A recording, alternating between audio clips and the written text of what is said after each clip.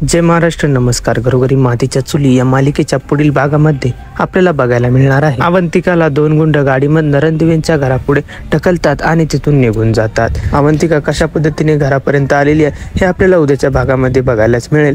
आणि नंतर आपल्याला बघायला मिळतं जानकी ऋषिकेशला म्हणत असते सर्व पुरावे तर घरातच होते, ते घरातच असतील.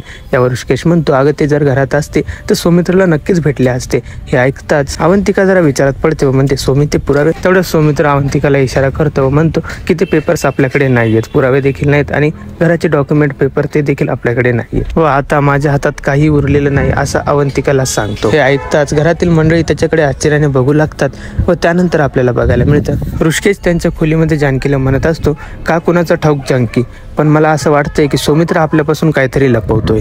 तर आता ऋषिकेश सौमित्राचा लपंडाव मोडून सगळं सत्य समोर आणणार का हे पाहणे खूपच इंटरेस्टिंग ठरणार आहे. तर बघत राहा आणि अशाच रिव्ह्यूजसाठी आपल्या चॅनलला सबस्क्राईब करा.